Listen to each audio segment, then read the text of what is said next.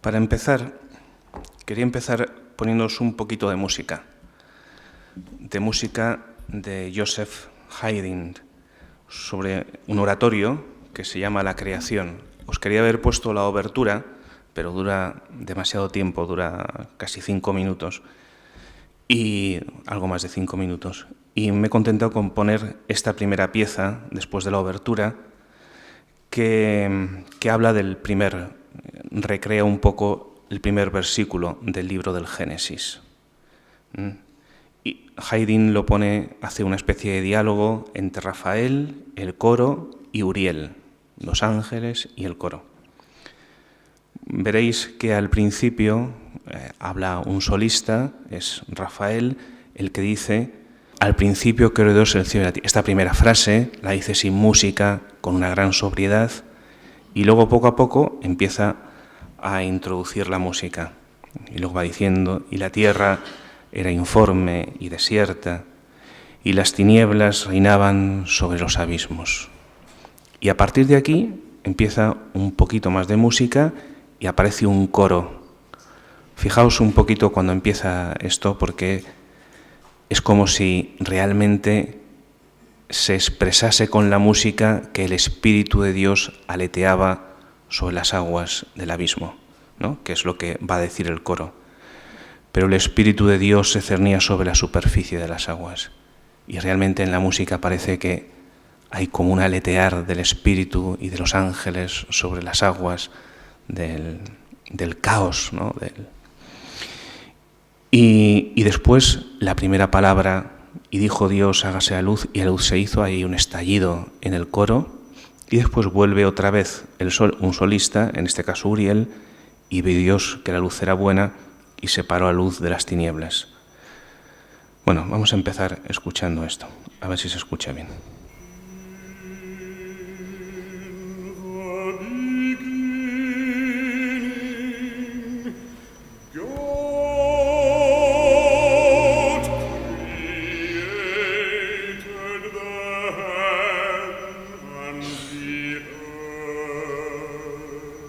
Al principio creó Dios el cielo y la tierra.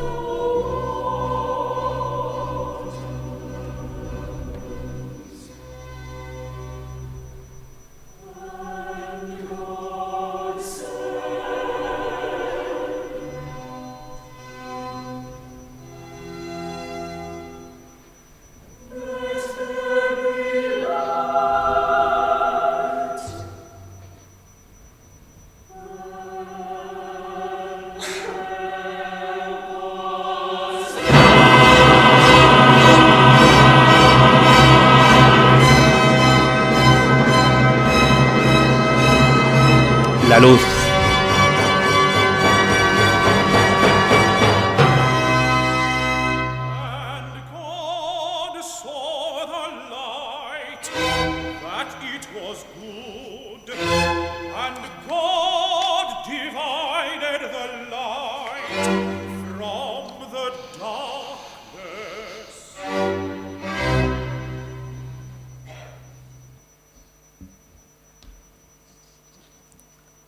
Ya acaba.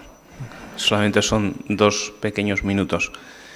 Antes se me olvidó deciros, os he dicho lo de las preguntas, las contestaremos, espero que podamos contestar estas preguntas en un pequeño boletín. Si saliesen al hilo de las clases, las contestaríamos. Las que no vayan al hilo de las clases como estas, pues intentaremos contestarlas en un pequeño boletín que queremos empezar a mandaros a las parroquias en enero, si Dios quiere. Y ahí tendremos una pequeña sección para responder a estas preguntas. Vosotros no dejéis de poner en el buzón todo lo que tengáis que preguntar o todo lo que tengáis que decir. Bueno, después de esta pequeña aproximación a través de la música de Haydn a la creación, os voy a resumir brevemente qué es lo que quiero exponeros hoy y luego entramos más detalladamente en materia. Ratzinger, en la meditación que hace, que vamos a seguir hoy, empieza diciendo, realmente este asunto de la creación, cuando leemos el pasaje de la creación, leemos algo que nos conmueve por su belleza. Él lo dice en primera persona, ¿no? Es una cosa que nos conmueve por su belleza, además nos trae resonancias pues de la niñez, la primera vez que nos acercábamos a los textos sagrados, quizás en la catequesis, que nos hablaban de la creación de Dios y nos traslada al mundo de la obra maravillosa de Dios y del Dios mismo, al misterio de Dios, y con una gran solemnidad, ¿no? Como se deja ver aquí, por ejemplo, en la música que hemos escuchado, solamente 2 minutos. Dice, pero a pesar de todo eso, a pesar de la belleza, de la solemnidad, de los recuerdos gratos de la infancia y de todas estas cosas, la pregunta es grave. Porque la pregunta que surge en la actualidad es, sí, todo esto es verdad, pero ¿estos textos son verdaderos o no? Esto que dice la Biblia en el capítulo 1 del Génesis, narrando la creación, ¿esto es verdadero o no? Si comparamos esto con lo que dicen las ciencias o el origen del mundo, a lo mejor podríamos poner en duda la veracidad del libro de este pasaje del libro del Génesis. Bien, entonces, después de exponer esta primera dificultad, Ratzinger se dispone a responder. Dice, una primera respuesta podría ser que hay que distinguir entre la forma de cómo se cuentan las cosas y el fondo. Hay que distinguir entre las expresiones que toman las palabras, que toma un relato, y una verdad más profunda. Este es el primer punto. Explica en qué consiste esta primera explicación y luego la valora. Valora esta primera explicación para decir, bien, esta diferencia entre forma y fondo es verdadera, es una primera respuesta que es cierta, pero es insuficiente. Y es insuficiente porque se nos podría decir a todos, dice, hombre, esto lo podíais haber dicho antes. Esta diferencia podíais haber avisado antes a los cristianos, ¿no? A la Iglesia. Podríais haber avisado antes de esta diferencia y nos habríamos ahorrado muchos quebraderos de cabeza y muchas dificultades en el diálogo con la ciencia, etc. Dice, así que, aunque es verdadera, hay que ir más allá. Y entonces, Ratzinger ofrece da un segundo paso y explica cuál es brevemente la naturaleza propia de la Escritura. Y explica 2 cosas fundamentales, o 3 cosas fundamentales sobre la Escritura, en general, que luego va a aplicar al relato de la creación. Estas 3 cosas fundamentales son, una, que la Escritura no es una obra que se haya escrito de principio a fin por un solo autor humano, como se escribe una novela o como se escribe un ensayo, sino que la Escritura es el resultado de un diálogo prolongado, es la expresión de un diálogo prolongado entre Dios y el hombre, que ha ido a lo largo de muchos siglos retomando distintas imágenes y rehaciéndolas y corrigiéndose muchas veces, porque en este diálogo se ha ido progresando, Dios ha ido mostrando su verdad y el hombre ha ido como ha podido, a trancas y barrancas a veces, y a veces yendo hacia adelante y a veces dando pasos para atrás y luego volviendo a ir hacia adelante, pues ha ido entendiendo poco a poco la verdad de Dios, en general de todas las cosas. Esta es la primera característica, es decir, que es un diálogo, la Escritura es la expresión no solamente de la palabra de Dios, sino también de cómo el hombre ha ido entendiendo esa palabra de Dios. El primer asunto. Segundo asunto, que justamente por esto la Escritura es una unidad. Y para entender cada uno de sus elementos hay que entenderlo en la unidad de este diálogo que ha ido progresando a lo largo de muchos siglos. Este es el segundo aspecto. Y el tercero es que esta unidad tiene un punto fundamental a partir del cual se entiende todo, sin el cual no se entiende nada. Ese punto fundamental es hacia el cual se dirige toda la revelación de Dios, que como podéis comprender no es otro que la misma persona de Cristo, la plenitud de la revelación. Bien, hace esta pequeña introducción a lo que podríamos, una pequeña introducción sobre el sentido, la originalidad del texto de la Biblia, del texto de la Sagrada Escritura, y después pasa a hablar de cómo eso se desarrolla, cómo eso se ve en el texto concreto que vemos del libro del Génesis 1, del primer capítulo que nos encontramos en la Biblia, el primer relato de la creación.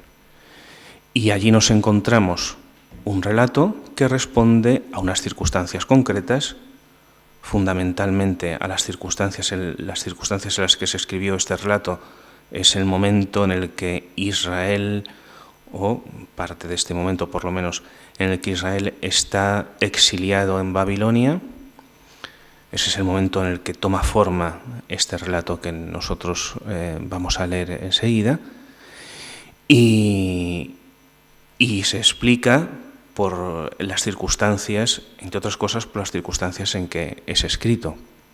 Pero, además de eso, dice enseguida Ratzinger, después de explicarlo, este relato, dice, además de eso es que no es el único relato en la Escritura en el que se habla de la creación. Después de Génesis 1, inmediatamente después, en el mismo libro del Génesis, tenemos otro relato, que curiosamente es más antiguo que Génesis 1 y que explica la creación con otras imágenes.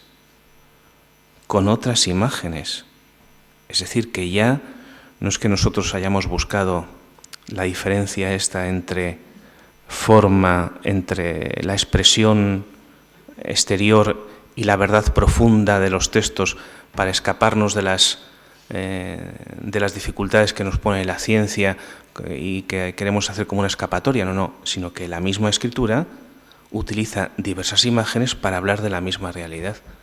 Porque primero habla de una forma en Génesis 1, en Génesis 2 utiliza otro relato, insisto, más antiguo que el primero, y añade Ratzinger.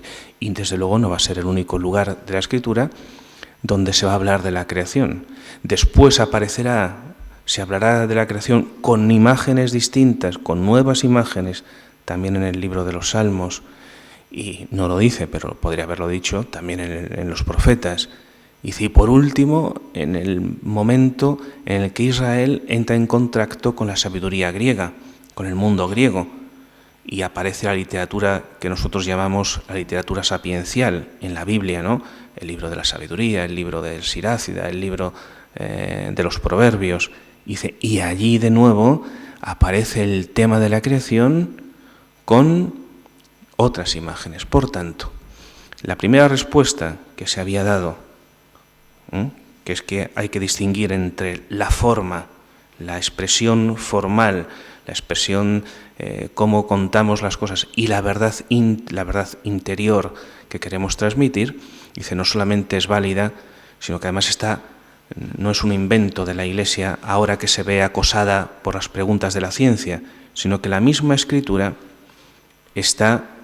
ha usado distintas imágenes y las ha ido completando una vez y otra vez y otra vez, ha ido retomando las imágenes y transformándolas, ha ido corrigiéndolas conforme iba entendiendo progresivamente la verdad de la revelación y conforme iba respondiendo a las diversas circunstancias en las que el pueblo de Dios tenía que defender su fe en Dios creador. Y ya llegamos así al tercer y último paso. O sea, el primer paso ha sido exponer las dificultades. El segundo, es decir, la primera respuesta, esta que es verdadera, pero que es insuficiente. La tercera, para hablar de que la Biblia es un diálogo entre Dios y el hombre, que es una unidad y que además esa unidad tiene un sentido que es Cristo. Y el tercer punto va a ser justamente hablar de cómo Cristo muestra la verdad, cómo en Cristo se expresa la verdad de la creación. Dice al final, como os dije yo en el encuentro pasado, al final el texto fundamental de la Escritura, dice Ratzinger aquí, lo leeremos si nos da tiempo a llegar al final, espero que sí, dice, el texto normativo, es decir, a partir del cual todo se debe juzgar y todo en la Biblia tiene su orden, todos los asuntos que tienen que ver con la creación encuentran su orden y su significado verdadero. El texto fundamental no es Génesis 1, en el principio creó Dios el cielo, la tierra, etc., sino que el texto fundamental es Juan, capítulo 1. En el principio existía la palabra, y la palabra estaba junto a Dios, y la palabra era Dios. Todo se hizo por ella, y sin ella no se hizo nada de cuanto existe. Este es el texto fundamental donde la Biblia muestra la verdad de la creación. Todos los demás textos son como pasos que van conduciendo a este, que es como la meta, como la plenitud de la revelación, en este caso, a propósito del Dios creador, de la fe en Dios creador. Para terminar, ya por último, expresando cuáles son las consecuencias para nosotros de esta fe. Ratzinger termina el texto, una meditación preciosísima, mostrando cuáles son las consecuencias de confianza que nos da esta fe en Dios creador y diciendo, tenemos que mantener nuestra fe, tenemos que seguir proclamando con audacia y con confianza la fe en el tal como la expresa el símbolo de la Iglesia Católica. Creo en Dios Padre Todopoderoso, Creador del cielo y de la tierra. He hecho este pequeño resumen para que luego, conforme vayamos explicando, no nos perdamos demasiado en los pormenores. Espero que sea útil. Empezamos leyendo los primeros días de la creación. Vamos a leer hasta el día 4 de la creación en el libro del Génesis. Dice así: En el principio Dios creó los cielos y la tierra. La tierra era caos y vacío, y la oscuridad cubría la superficie del océano. Pero el Espíritu de Dios se cernía sobre la superficie de las aguas. Dijo Dios: haya luz, y hubo luz. Dios vio que la luz era buena, y separó Dios la luz de la oscuridad. Y Dios llamó a la luz día, y a la oscuridad la llamó noche. Atardeció y amaneció, día 1. Dijo Dios: haya un firmamento en medio de las aguas, y haya separación entre unas aguas y otras. Y Dios hizo el firmamento y separó las aguas de debajo del firmamento de las aguas de encima del firmamento, y así sucedió. Y Dios llamó al firmamento cielos. Atardeció y amaneció, día 2. Dijo Dios: que se reúnan las aguas de debajo de los cielos en un solo lugar, y aparezca lo seco. Y así sucedió. Y Dios llamó a lo seco tierra, y a la reunión de las aguas la llamó mares. Y vio Dios que estaba bien. Después dijo Dios: que la tierra germine hierba verde, hierba que produzca semilla, árboles frutales que den fruto según su especie, con semilla dentro sobre la tierra. Y así sucedió. Y germinó la tierra hierba verde, hierba que produce semilla según su especie, y árboles que dan fruto con semilla dentro según su especie. Y Dios vio que estaba bien. Atardeció y amaneció día tercero. Dijo Dios: haya lumbreras en el firmamento de los cielos para separar el día de la noche, y que sean señales para las estaciones, los días y los años, y que haya lumbreras en el firmamento de los cielos para alumbrar sobre la tierra. Y así sucedió.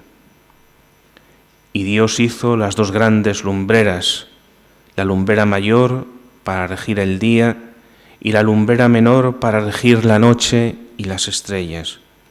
Y Dios las puso en el firmamento de los cielos para alumbrar la tierra, para regir el día y la noche, y para separar la luz de la oscuridad. Y Dios vio que estaba bien. Atardeció y amaneció día cuarto. Bien, hasta aquí el texto del libro del Génesis. Dice Ratzinger, pues esto es como, estas palabras le suenan a él como el tañido festivo y lejano de una antigua campana, ¿no? Y le hablan de solemnidad, de belleza, la conmoción del corazón que atisba algo del misterio de Dios.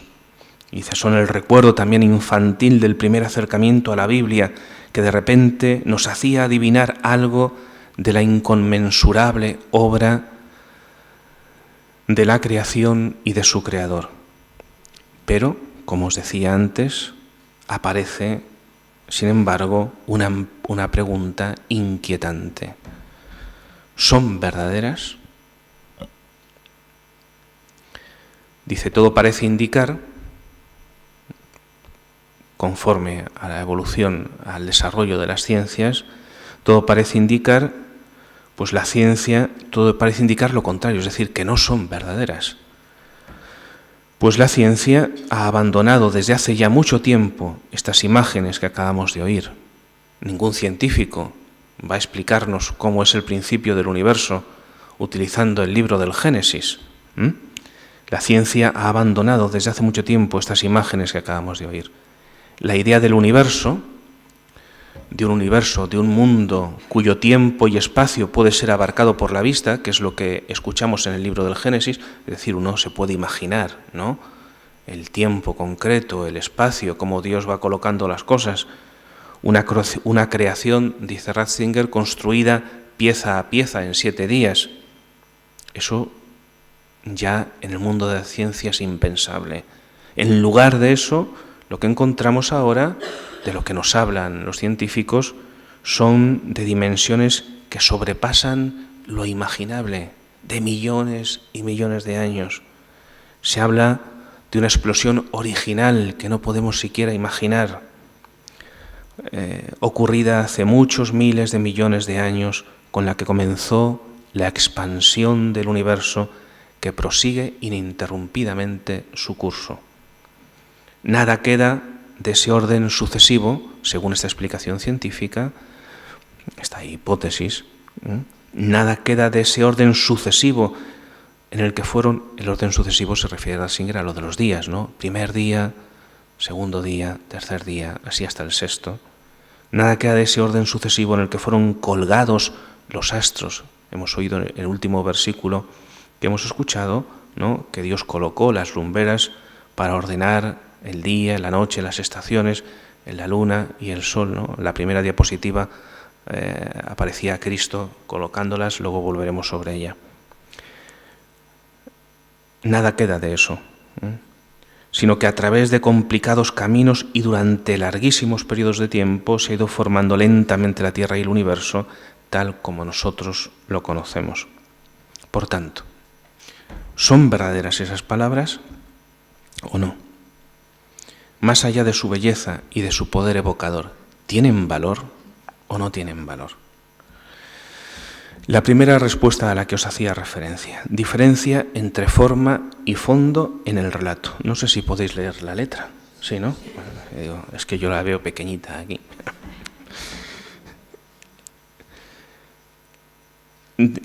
Esta diferencia empieza diciendo, esta respuesta empieza diciendo, la Biblia no es un tratado científico, sino un libro religioso. Por lo tanto, no es posible obtener de él ningún dato de tipo científico, únicamente un conocimiento religioso. Es decir, si queremos saber, pues, de qué está formada, yo qué sé, las moléculas del agua, bueno, la composición química del agua, pues no busquemos en la Biblia eso. En la Biblia tenemos que buscar las respuestas sobre quién es Dios, sobre qué significa que Dios exista para el hombre, sobre cómo es nuestro camino hacia Dios, etc. Todo lo que no es una verdad, segundo punto, ¿no?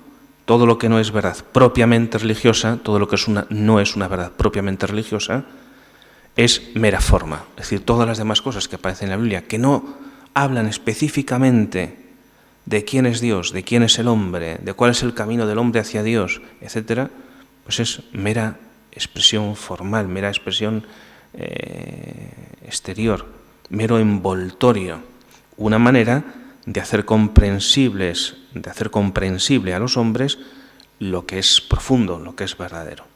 Tercero, hay que distinguir, pues, entre la forma, es decir, el envoltorio, y el contenido, lo que realmente se quiere decir. La forma se tomó de las imágenes con las que los hombres de entonces vivían, con las que se expresaban y pensaban. ¿No? Si uno quería expresar una verdad, pues uno utiliza las cosas que conoce, bien o mal, para expresarse. Y en este caso la Biblia, escrita por hombres, aunque inspirada por Dios, pero escrita por hombres con su propio lenguaje y con sus propios conocimientos, utilizan los conocimientos que ellos tenían a manos. Estas imágenes pueden ser, por lo tanto, abandonadas y tomadas otras. Lo que queda como permanente y verdadero es lo que se ilustraba, lo que se decía, por medio de estas imágenes. Por lo tanto, 4. La Biblia no quiere contar el tiempo que Dios se tomó para crear, por ejemplo. Es decir, si fueron los 7 días, ¿no? O los 6 días, porque el séptimo es el día del descanso. O el orden minucioso de sus obras.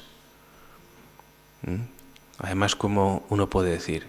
Además, ¿cómo es posible que diga que se hizo la luz al principio de todo y que después colocó el sol y la luna? ¿No? Claro, eso da idea de que realmente son expresiones más que afirmaciones de tipo científico, de lo que nosotros llamaríamos hoy de tipo científico. La Biblia no quiere contar, por tanto, el tiempo que Dios se tomó para crear o el orden minucioso de sus obras, sino solo una cosa, que Dios ha creado el universo, que Dios es el que ha creado todas las cosas.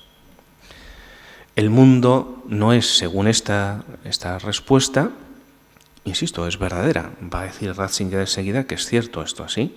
El mundo no es como creían los hombres de aquel tiempo, que es lo que creían los hombres, los que no eran judíos, los que no tenían la fe bíblica.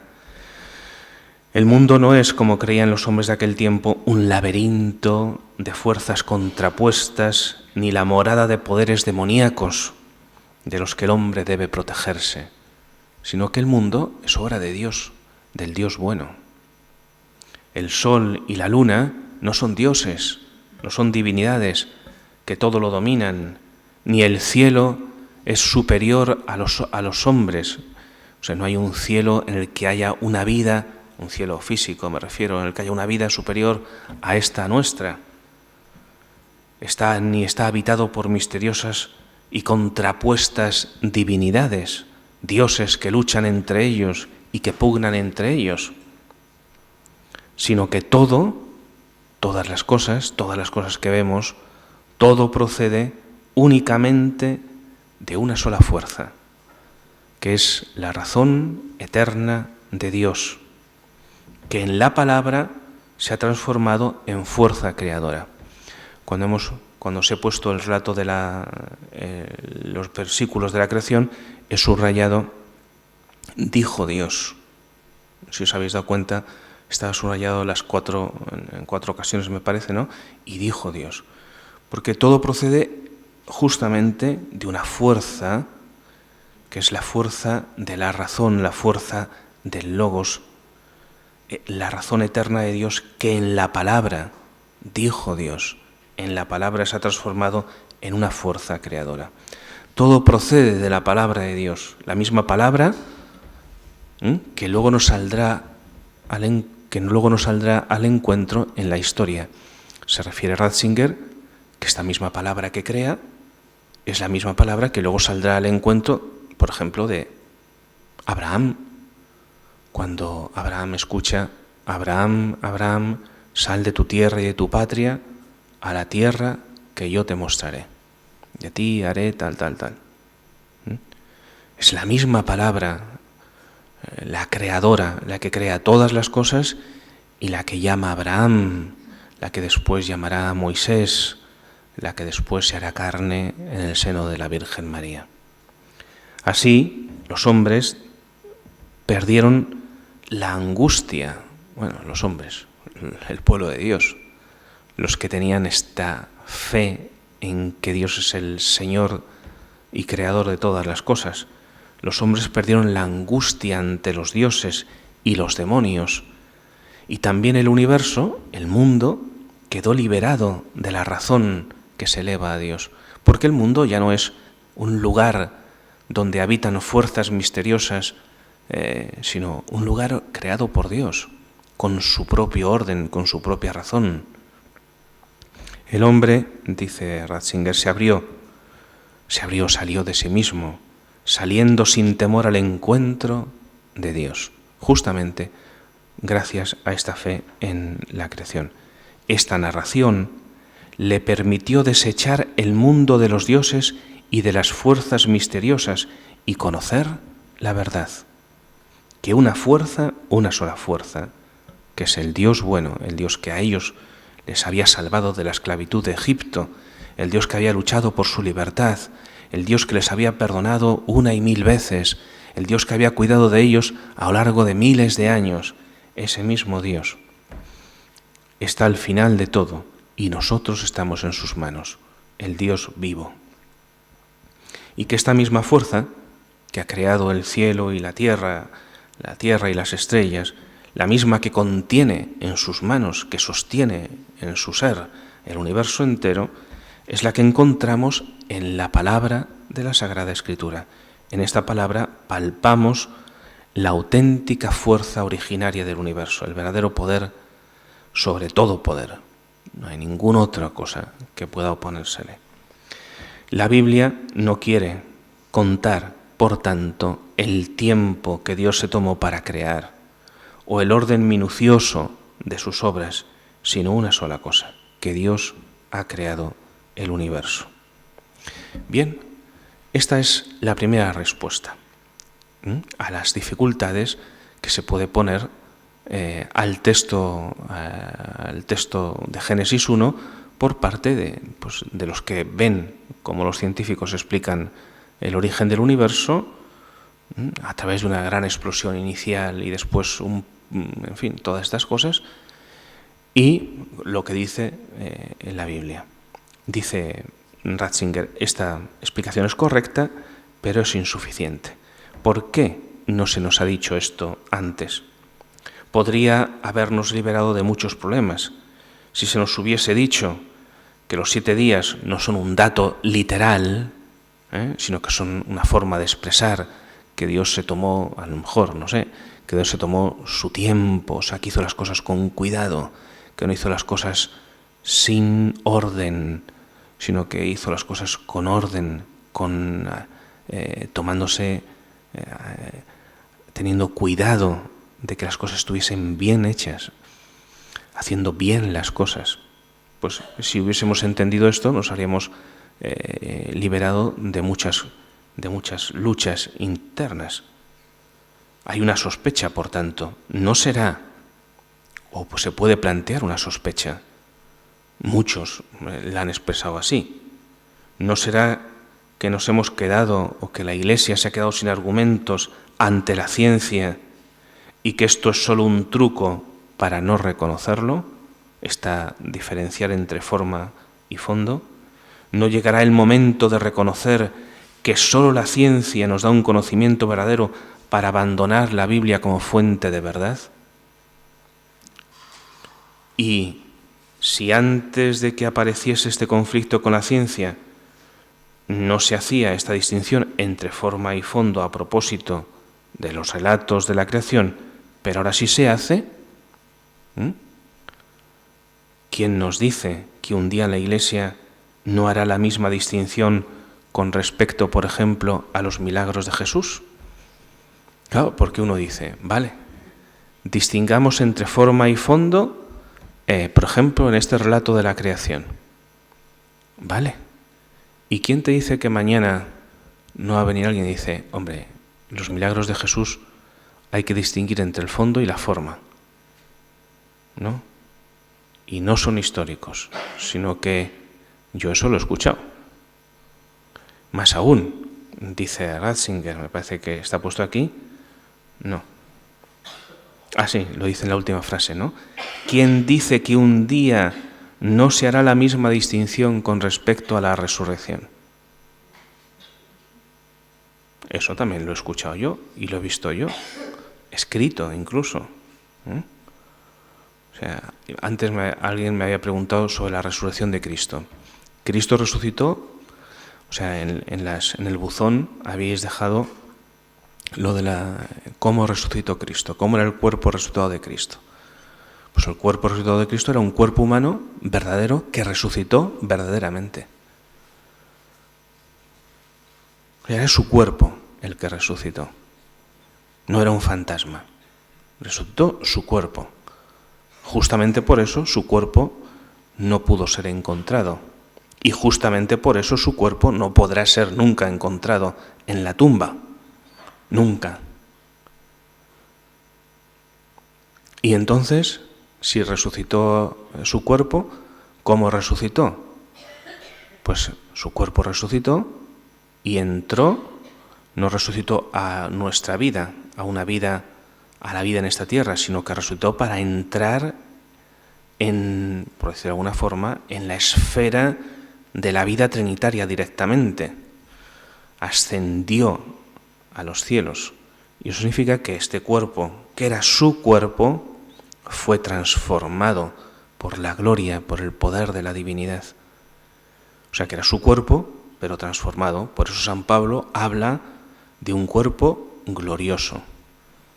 Los judíos no podían entender esto. Alguno en la pregunta también me hacía alusión, ¿cómo lo entendían los judíos? Los judíos no entendían esto. Los judíos pensaban en una resurrección futura, por ejemplo, cuando Lázaro está muerto, ¿no? La hermana dice, sí, yo creo que habrá la resurrección cuando sea el último día, pero en ese caso está pensando en una resurrección a una vida como esta, mejorada, a una vida como ellos la imaginaban, como la que describe el capítulo 2 del Génesis en el paraíso terrenal.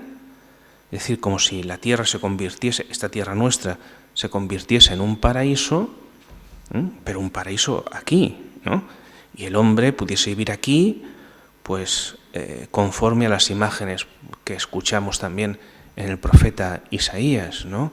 El niño meterá la mano en la ura del áspiz y no le hará daño, el león y el oso pacerán juntos, etc. O sea, la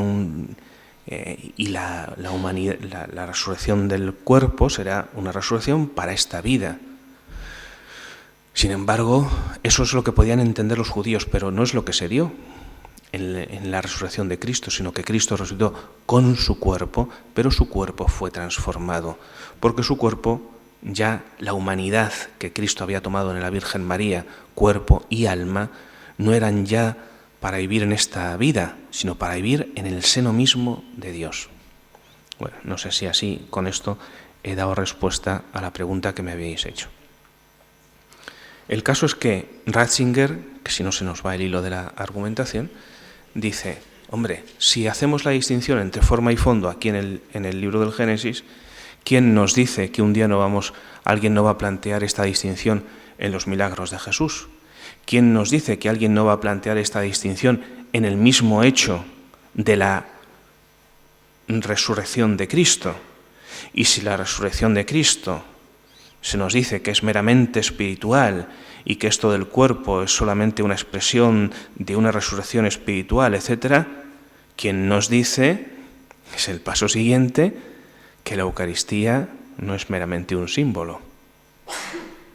No la presencia real y sustancial de Cristo muerto y resucitado que se nos da a través del pan que se convierte en Él mismo.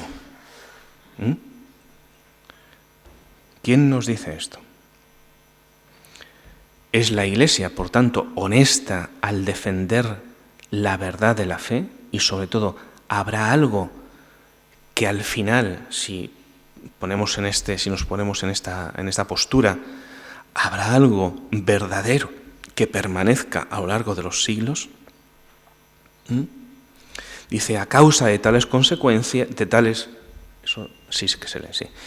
a causa de tales consideraciones teológicas, muchas personas tienen la impresión de que la fe de la Iglesia es como una medusa.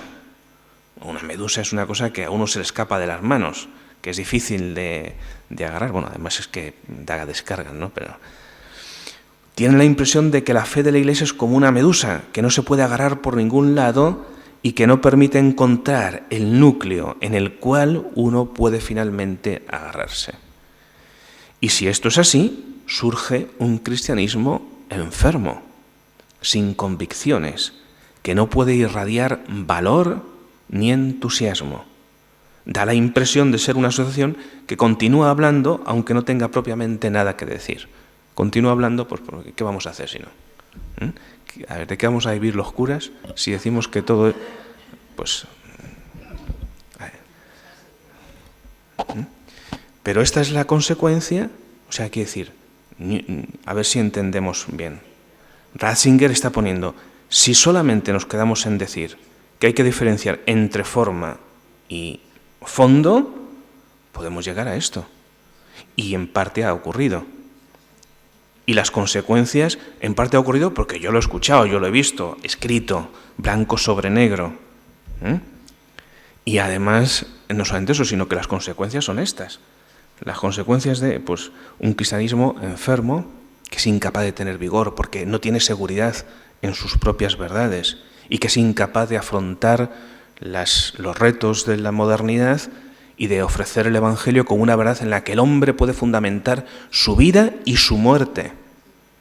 Porque el drama del hombre es que no tiene luz para afrontar la vida y la muerte, porque no tiene seguridad para afrontar la vida y la muerte. Y cuando digo la vida, digo cómo crecer, dónde poner las ilusiones, cómo afrontar el matrimonio con sus dificultades, cómo afrontar la educación de los hijos con sus dificultades, cómo afrontar el sacrificio que llega, cómo afrontar la enfermedad, cómo afrontar el sufrimiento, cómo afrontar miles de cosas.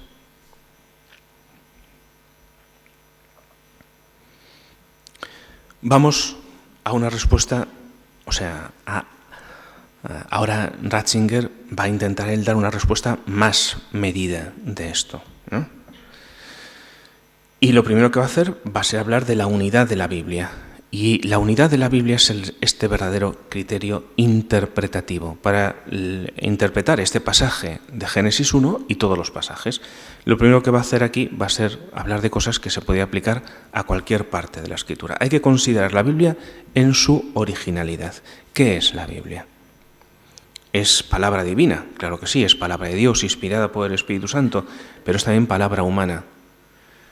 Es también palabra humana. Por eso no escribe lo mismo, no escribe de la misma forma San Lucas que San Marcos, y son de la misma época, ¿no? Pero escriben de forma distinta, porque Dios expresa su palabra a través de hombres concretos sin anular sus conocimientos, sin anular su forma de ser, sin anular sus capacidades humanas. Es palabra divina, pero también palabra humana. Es la expresión de la revelación de Dios, es decir, de cómo Dios se muestra al hombre a lo largo de la historia, desde que llama a Abraham y después a Isaac, Jacob y después tantas cosas. Es la expresión de la revelación de Dios, pero lo es también de la comprensión del hombre, de cómo el hombre va comprendiendo poco a poco lo que Dios le revela, y es expresión de su fe, expresión de la fe del hombre.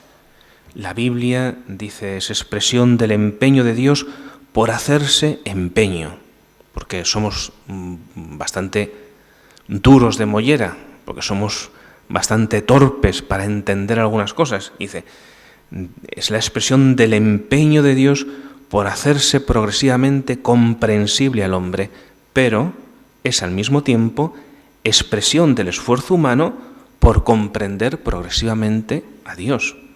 También es expresión de este esfuerzo del hombre por conocer a Dios.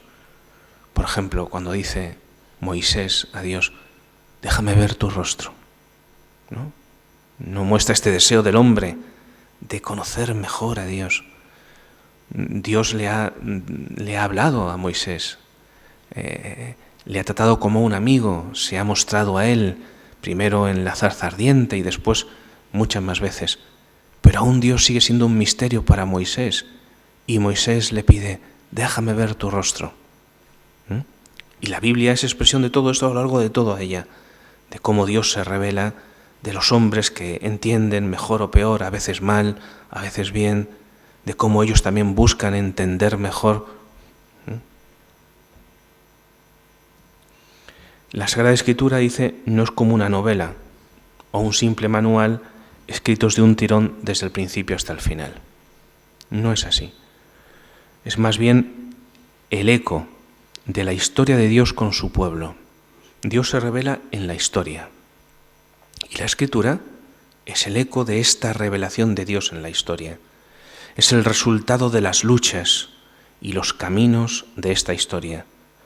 Cuando uno los recorre, recorriéndolos, podemos conocer los auges y las decadencias, los sufrimientos, las esperanzas, la grandeza y de nuevo la flaqueza de esta historia. Porque a lo largo de la historia vemos en la propia genealogía de Jesús, pues que hay historia de pecado, es decir, de hombres que no han sido fieles a lo que Dios les ha revelado. Todo eso forma parte de la revelación del mismo Dios. Recorriendo la Escritura, observamos, por tanto, cómo los mismos temas se van comprendiendo poco a poco con avances y retrocesos. Todos los temas. El tema de la creación no aparece solo una vez. En el relato que hemos oído al principio, a veces tenemos la impresión de que la Biblia abre y cierra el asunto de la creación en los dos relatos del libro del Génesis. ¿Dónde habla la Biblia de la creación? Pues en Génesis 1 y en Génesis 2. Y creemos que ya no es verdad. Allí se habla de la creación, ciertamente, pero no se zanja con ello el asunto. Igual que todos los otros asuntos, la fe en Dios Creador va avanzando poco a poco en el diálogo que a lo largo de los siglos y de los acontecimientos tiene Dios con su pueblo. Por lo tanto, no podemos entender qué dice la Biblia sobre la creación aislando un texto concreto, sino que debemos contemplar el conjunto y, más aún, debemos contemplarlo en su progreso. Debemos comprender la Escritura como un camino hacia la verdad. Dios dialoga con el hombre y lo conduce poco a poco hacia la verdad plena. El tema de la creación no aparece solo una vez, sino que acompaña a Israel a lo largo de su historia. Todo el Antiguo Testamento es un camino en compañía de la palabra de Dios. A lo largo de este caminar se ha ido conformando paso a paso la auténtica expresión de la Biblia. De ahí que nosotros solo podamos reconocer en la totalidad de este camino su verdadera dirección. Solo cuando contemplamos todo el conjunto de este camino podemos entender cada uno de los pasos.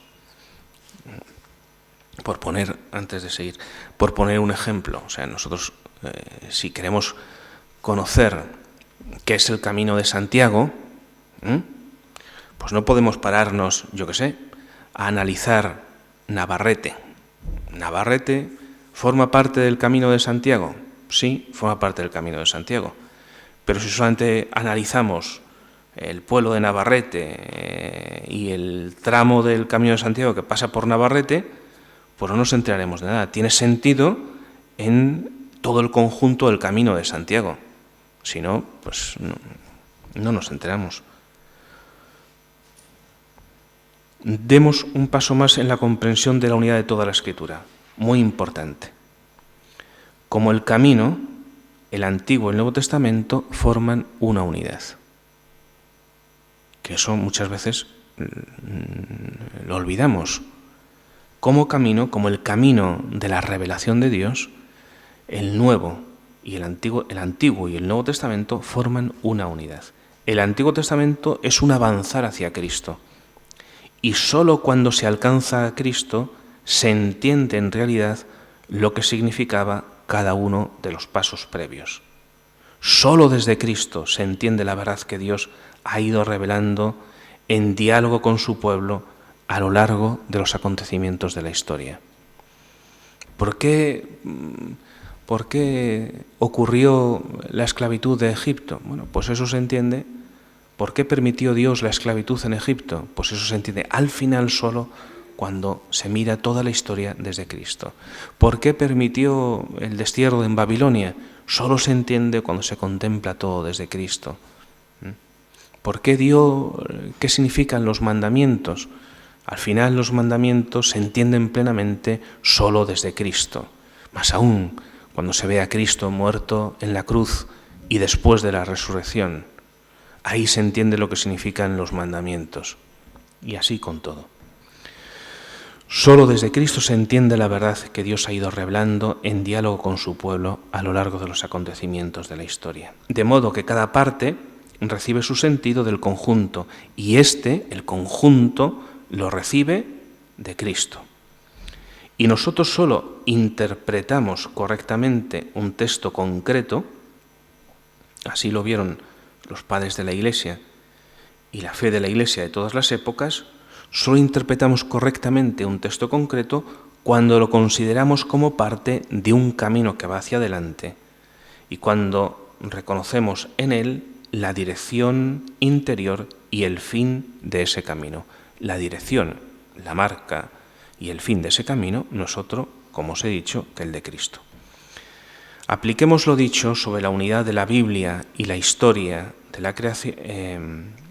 Vamos a hablar ahora de la unidad de la Biblia y la historia de la creación. Apliquemos lo dicho sobre este progreso, la unidad y la meta del camino de la Escritura a la narración de la creación. Israel siempre ha creído en Dios creador. Es algo que Israel siempre ha tenido como un punto importante en su fe. Y en eso coincide, dice Ratzinger, con todas las grandes culturas de la antigüedad. Todas las grandes culturas, incluso, dice Ratzinger, las culturas politeístas, es decir, las culturas que afirmaban la existencia de varios dioses, casi todas las culturas han afirmado que al final tiene que haber un principio creador de todas las cosas. Y Ratzinger dice que esta coincidencia sorprendente porque esto se ve entre culturas que no han tenido puntos de contacto a lo largo del tiempo, que esta coincidencia sorprendente lo que nos permite entender es que la humanidad nunca ha perdido del todo un cierto conocimiento y contacto con el Dios creador. Y esto por una razón fundamental, y es porque a Dios, los hombres, el primer conocimiento que los hombres tenemos de Dios, lo tenemos porque nuestra inteligencia nos habla de Dios cuando contempla las cosas. Porque nuestra inteligencia directamente, cuando contempla la creación de Dios, se ve lanzada hacia Él, lo quiera o no. Más aún, porque existe también la conciencia dentro de nosotros que directamente implanta dentro de nosotros la certeza de que existe alguien mayor que nosotros que nos marca una dirección que debemos seguir. Los hombres tenemos una cierta experiencia, no digo yo un conocimiento reflexivo, profundo, con muchas certezas, pero todos los hombres tenemos o podemos tener, es común en todas las civilizaciones, este conocimiento de Dios, porque Dios se da a conocer por sus obras a la inteligencia del hombre. Y una de sus propias obras, de las obras más poderosas de Dios, es el propio corazón humano, donde clama la voz de Dios, la voz de la conciencia. En Israel, el tema de la creación aparece de forma diversa en los diversos momentos de su historia. A lo largo de la historia de Israel, lo primero que ha dicho es la fe en la creación es algo que Israel tiene de siempre en su fe. Ahora, aparece de forma diversa en los diversos momentos de su historia. Hay momentos en los que no es una prioridad. Por ejemplo, cuando Israel está esclavo en Egipto, pues como podéis imaginar, la prioridad de Israel cuando está esclavo en Egipto no es pensar en Dios creador. Está allí machacado y lo que quiere es salir de allí, ¿no? Y lo que se le impone a Israel cuando está en Egipto es el encuentro con el Dios, con la palabra de Dios que le sale al encuentro a Moisés, que clama por su liberación, que hace prodigios y lo saca de la esclavitud. Va a ser en el exilio, en otro momento difícil también para Israel, muy difícil para Israel, en el exilio babilónico, cuando se convierte en tema dominante. El exilio en Babilonia se producirá muchos siglos después de Moisés, muchos siglos después incluso de David y de todos los reyes de Israel.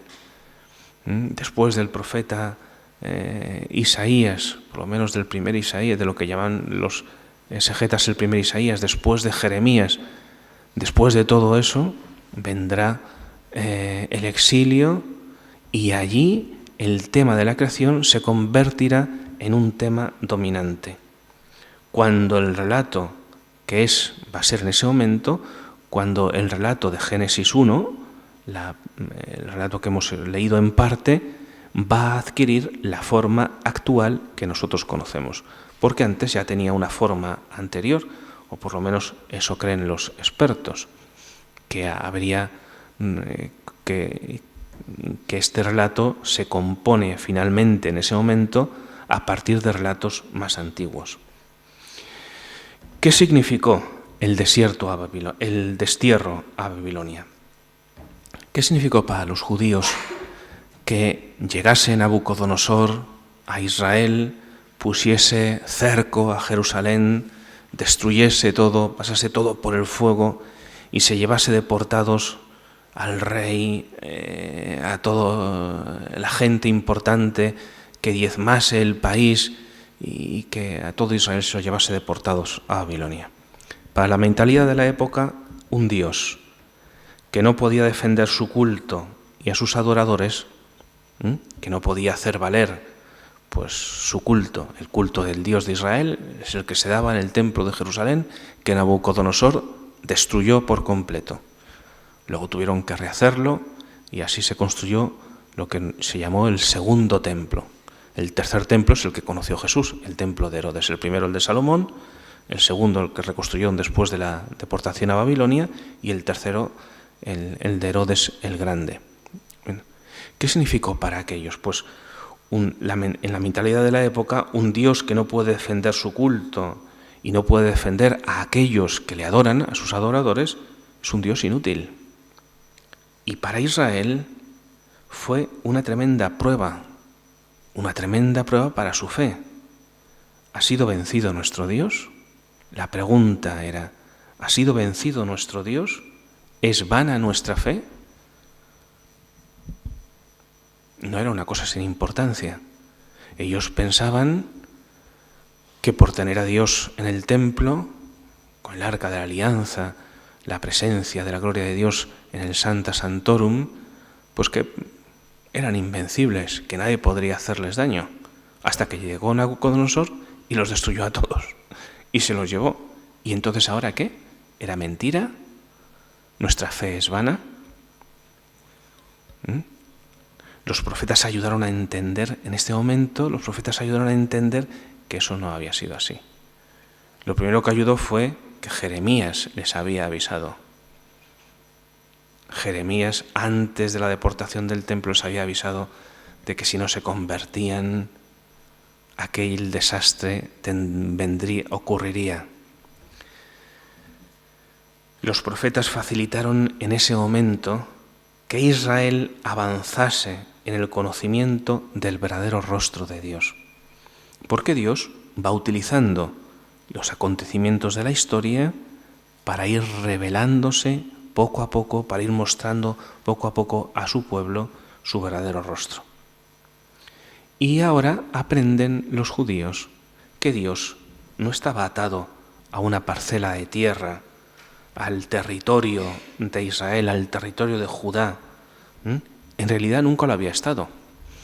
En aquella época los hombres identificaban a Dios, a los dioses, como cada pueblo tenía su dios, identificaban a los dioses con un territorio concreto. Pero Israel tenía que aprender que su Dios no era un Dios como los demás dioses, sino el Dios único.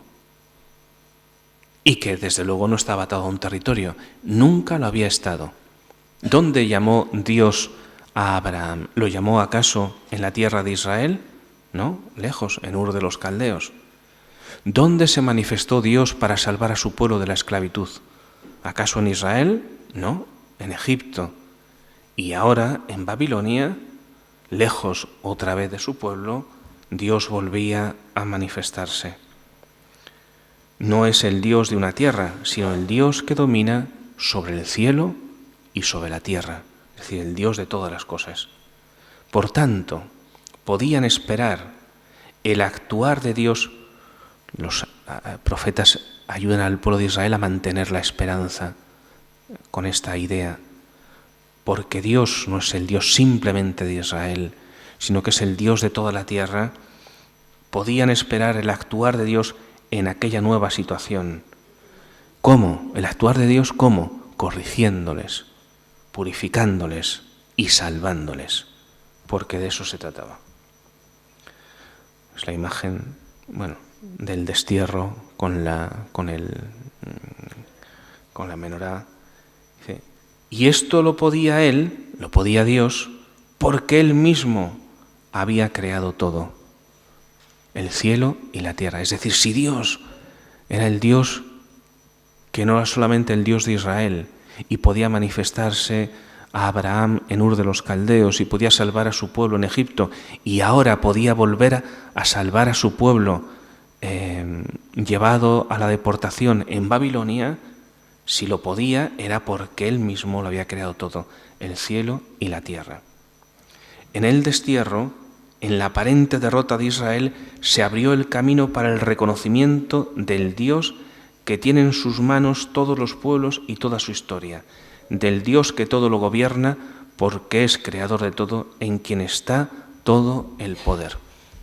Yo creo que esto se entiende. Israel ha sido llevado al destierro, a Babilonia. Allí se ha tambaleado su confianza en Dios, está puesta en duda, está luchando por mantener la fe. ¿Cómo mantiene la fe? Diciendo, no, nuestro Dios nos salvará. ¿Por qué? Porque nuestro Dios es el Señor de todo, porque es el creador del cielo y de la tierra. Eso lo tiene que hacer Israel en medio de un pueblo que tiene otros dioses, en medio de un pueblo que es vencedor y además que tiene una civilización fabulosa, llena de riquezas. Y en medio de eso, Israel se tiene que aferrar y afirmar una fe que ya tenía en Dios creador, pero ahora se tiene que aferrar a ella como a un clavo ardiendo, para decir, nuestro Dios nos salvará porque es el Dios del cielo y de la tierra, es decir, el Dios que ha creado todas las cosas. Nos quedamos aquí. El próximo día seguimos con esto. Gracias por escucharme. Venga.